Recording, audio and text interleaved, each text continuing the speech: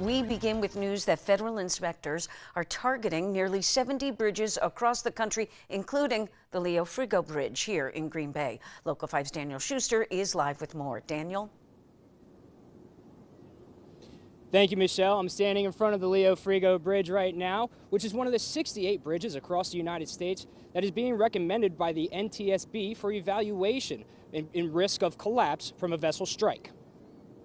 Almost a year ago to the day, Francis Scott Key Bridge in Baltimore collapsed after being hit by a cargo ship, resulting in 6 deaths.